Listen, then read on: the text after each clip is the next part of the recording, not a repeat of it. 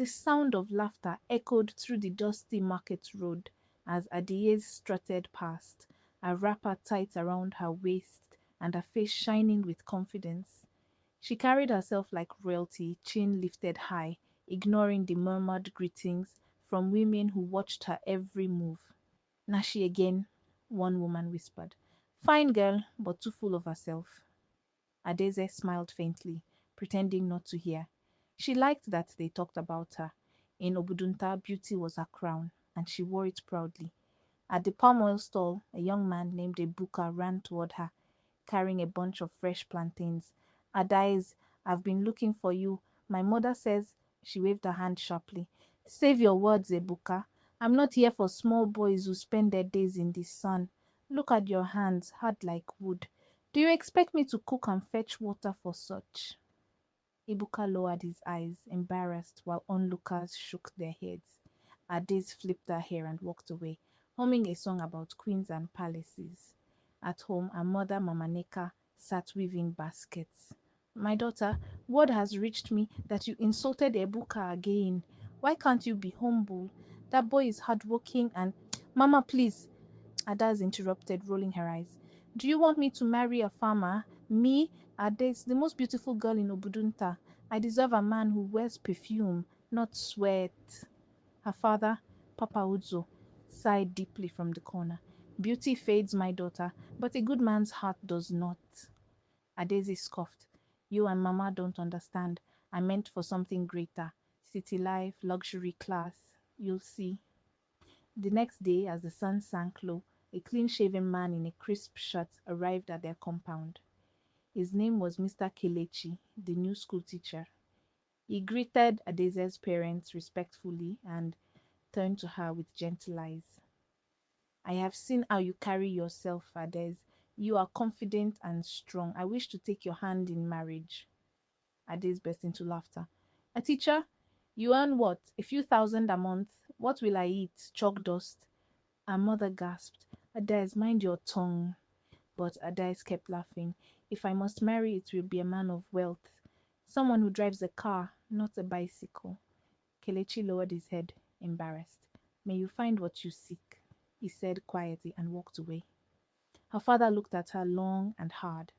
When a woman mocks humility, pride will teach her what pain feels like.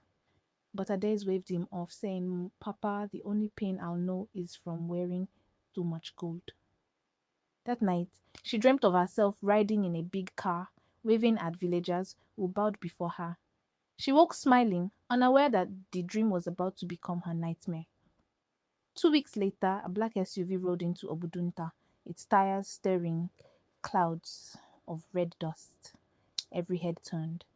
The car gleamed under the sun like something from another world. When the door opened, a tall, well-dressed man stepped out. His wristwatch sparkled, his voice deep and confident. Good afternoon, he said to the market women, flashing a smile that could melt butter.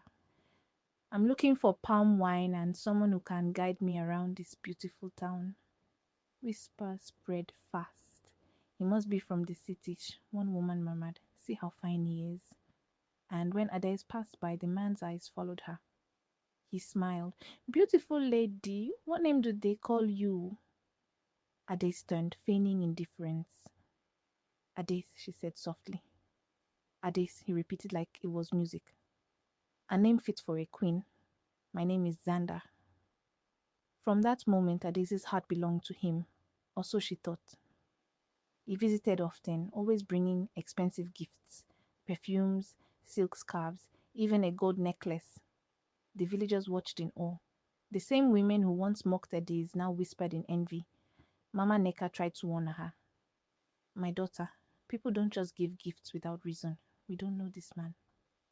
Mama, stop worrying, Adaeze replied. He is a businessman from the city. He told me he has houses in Enugu and Abuja. He wants to take me there soon. Her father frowned.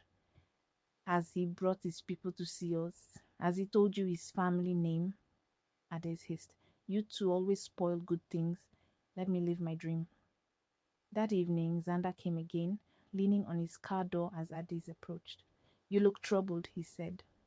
It's my parents, she replied. They think you're not serious. He chuckled softly. Then come with me to the city this weekend. Let me prove to you that I'm serious. You'll meet my family, see my world. I'll make you my queen. Adaeze's eyes glistened. Truly? Truly, he said, touching her hand. That night, her parents forbade her from going. Over my dead body, will you follow a man you barely know? Her mother shouted. But Adaeze packed her clothes silently while they slept. Before dawn, she tiptoed out, leaving a note on the table. Hours later, Xander's SUV sped down the highway, Ada sitting beside him, smiling and imagining her new life. The city lights, the mansion, the servants, all dancing in her mind. But as the road grew narrower and darker, her smile began to fade. Xander, she whispered, this doesn't look like the road to any city. He didn't answer. His eyes were fixed ahead.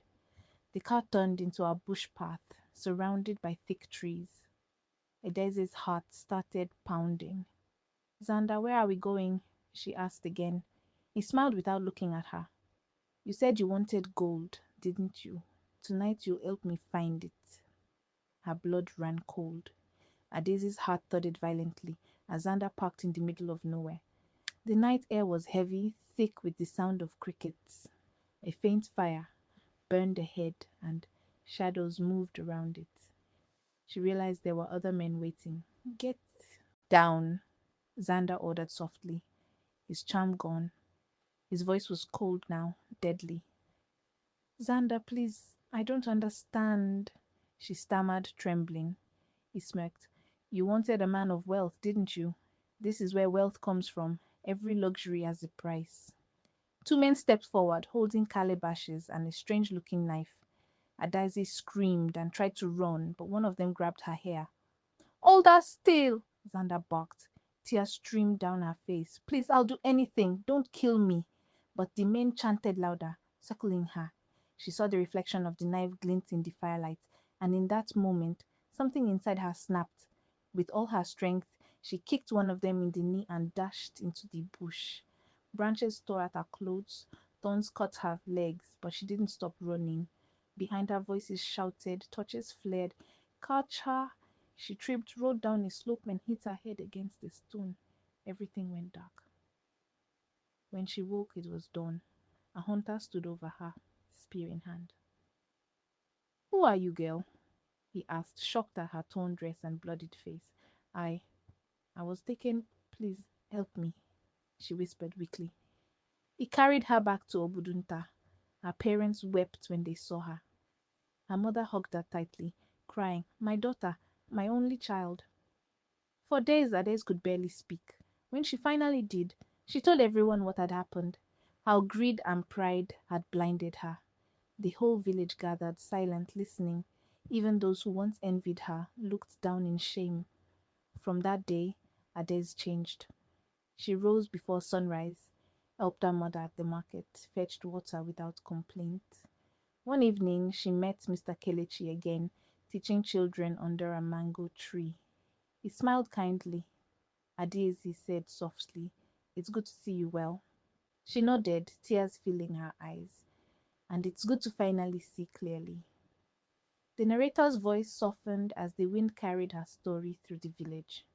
Pride can blind a heart, but humility opens its eyes.